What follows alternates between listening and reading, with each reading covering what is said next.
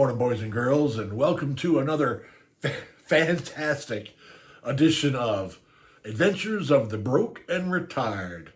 Myself, Don, and my old buddy Elmer the Reckless Remote are here to hopefully provide some entertainment for you today.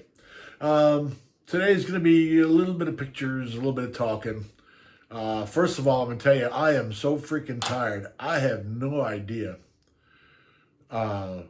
what happened to me last night, but I have a problem with wicked nightmares.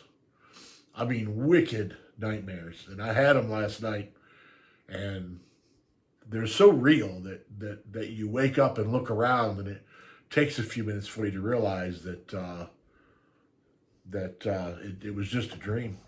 But it kept me up quite a bit, kind of tossing and turning and having a hard time sleeping. But I'm here. I've been working on a bunch of things. And speaking of working on a bunch of things, it's getting towards October, which the end of October, Halloween. So Amy is very, very artsy. I'm sure we've discussed that before. She's very, very artsy. She makes all kind of stuff, and typically it's seasonal. And then when the event passes, like stuff that she's making for Halloween, she might give a couple to her friends if they want them or whatever, but she'll just get rid of them and make new ones next year. So anyway, so let me do it like this. I'm gonna put some pictures in here too. So, because telling a story is telling a story, and if you're a good storyteller, you can tell it just fine. But pictures, to me, just add a whole other dimension to it. Being able to talk about something and then actually show it, I think is a big deal. So I'm gonna tell you this. I came home the other day carrying a bunch of groceries in the house, and groceries are expensive. And I walked by, there was a couple of old pieces of cardboard leaning up against the table. And you can see in the picture, wherever it happens to be, because I'm not sure yet where the editor is going to put it. As you can see, somebody put some stickers on there.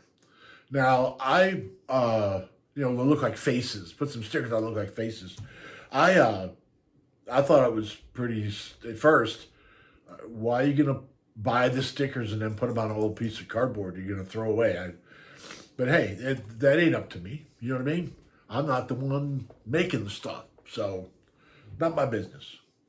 I went back out there again later, and I looked at them again, and I realized they're not stickers. They're freehand painting is what it is. So they're test faces. So a couple days after that, I come in the house, and there's paper mache and balloons and paint and all kind of stuff all over the kitchen, set up on the kitchen table. And the balloons got wrapped in paper mache and another layer. And then pop the balloons after this paper mache is dry, of course.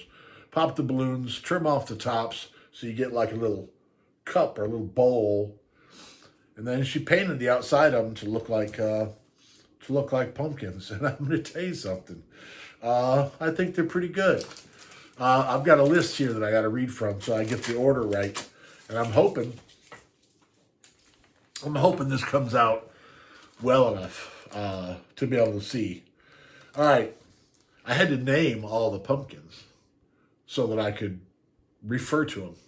So the first one is Old Green Eyes. Can you see them up there? No, I'm not sure where on the screen these are going to come in. But there's Old Green Eyes. Then there's Old White Eyes. And there's Triangle Eyes, which I think is probably my favorite one. It's Triangle Eyes. Then there's One Eye, Popeye.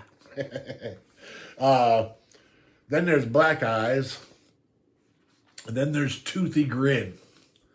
And I think Toothy Grin is pretty good too. I think she's done really a tremendous job on these things. they're really nice, you know? They're really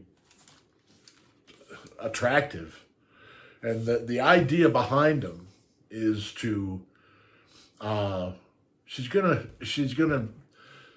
Amy does this kind of thing. It has a theme, and the theme is Halloween through the years. So she'll get candy that was popular in a particular era, let's say from 55 to 65, and she'll put that in one of them, then 65 to 75 in another one. And she'll do 6 decades of Halloween that way. Fill in the candy that's appropriate to the era. They're also going to have handles on them. She hasn't got that part done yet. I mean, it's only the middle of September. It ain't like there's any real big rush at the moment, especially to have candy sitting around the house, because I don't know who in the house would eat candy. Wouldn't be me. No, Elmer. It would be Elmer eating the candy in the house. And Matthew. You know, we have Matthew here. And he'll devour it. Anyway, so I think she did a real good job on this stuff. There's a whole bunch of stuff that she's made in the past, and all of it came out great, you know. If you look at the video that I did yesterday, I think it was one where I'm sitting in my living room, right? And in the background, on top of that big cabinet, there's a big moon, right? Well, she went to the store and bought a big old ball and brought it home and covered it with paper mache, covered it but 5 or 6 times, whatever. Then she let the air out of the ball, pulled the ball out of a little hole in the bottom, and then she painted it all to make it look like the man on the moon. Actually, she said she was making it to look like me. I feel sorry for the moon if he looks like me. I didn't do it. I probably should feel sorry for me if I look like that, but either way. She went to Dollar Tree one time, and they had a bunch of little animal figurines, bunch of little plastic animal figurines. They had them on sale. You buy them in a bag, you know, and it was 20 in the bag or whatever. And so she bought those, and then she made a Noah's Ark. And the Noah's Ark, I mean, it came out so good she kept it. It's very folk art type stuff. Everything she does is folk art type stuff. But it was absolutely beautiful. She made a leprechaun one time above our front door. House is 2-story. Above the front door, it's open to the 2nd story, and up above the front door there's a shelf there, right? And there's a big window and there's a shelf. And she made an elf one time. The elf, it was in the seated position, and it was probably 18 inches bottom of his feet, point of his hat. She made a leprechaun, and she sat him up there, and it was so realistic that it was almost spooky to have that thing looking at you all the time. And one of her sisters ended up coming over here and begging her for it. Hang on just a minute. Excuse me, you know how I am. I gotta, I'm gonna change the subject just for a second. I was sitting here this morning, getting ready to do this. I gotta go, brush my face, brush my hair, look in the mirror and make sure I don't have a piece of lettuce sticking out of my face or something. And I looked at my shirt and it's got a hole in it right here. And I thought to myself, man, it might not be such a bad idea if you quit wearing those call down shirts on the camera and start actually putting on like a regular shirt would be a thought. Which, to be honest with you, I'm not sure if I have one. For the last 15 years, every single day, other than going to a couple of funerals and maybe a wedding or something, I have worn the call down shirts. Most people know me as Call Don. They talk to me like, hey, Call Don, how you doing? I told her Call Don. So it's kind of my persona. Now that I'm retired, Call Don really kind of doesn't exist anymore, I guess, because I'm not Call Don anymore. I'm restricted on, but I'm so comfortable in these shirts. I'm so used to wearing. But I think I'm going to get a couple of shirts and start actually wearing regular clothing. That'd be different. Anyway, sorry. I meant to be talking about Amy and the stuff that she made. There's a picture of the moon above the pantry door that she painted on canvas, freehand. That's exceptionally well done. I really like it. A lot of people like it. And she's just talented that way. She's gifted in, hey, I know what I'm going to do. And then being able to just do it. And she shoots it all freehand. She does is it the New York Times? I'm going to tell you a story. She had, 20 years ago, she had neurological West Nile. And she suffered permanent effects, we'll call it. She suffered permanent effects from it. She's a CPA who can't add numbers. But anyway, she was very, very ill, very, very ill. Intensive care, hospitalized, ill. And that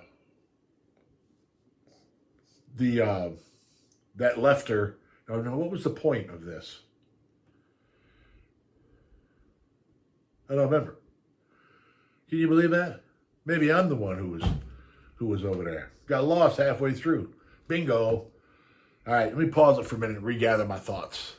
Now I remember. So she had West Nile. She had lasting results.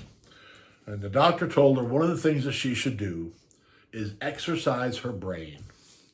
So she does a lot of crossword puzzles, a lot of stuff like that. But she does the New York Times crossword puzzle. I don't remember if it comes out every day or every week. I don't remember now. But she does it, and she'll finish it all in pen. First time, write it down, it's there. You do crossword puzzles, you use a pen, you're serious. But she'll do it all the time in pen and get it right. That's what she calls her brain weightlifting. But it's pretty impressive. I don't know. I've tried. Sometimes she'll ask me a question. It's in the New York Times crossword puzzle. Like I'm gonna know. You know what I mean? I have a hard enough time remembering my birthday. I have a hard enough time remembering what I'm talking about while I'm actually talking about it. All right, so much for all that. I hope you enjoyed the video. Please don't forget to like, subscribe, and share. I really do appreciate everybody being here. Thank you so much. It's it's absolutely wonderful to have you, and I really, really appreciate the time you take to watch the videos. And I enjoy talking to you. What can I say? All right, Elmer, let's get us out of here. Let me see here. Which way we got to go? Like this? How many clicks?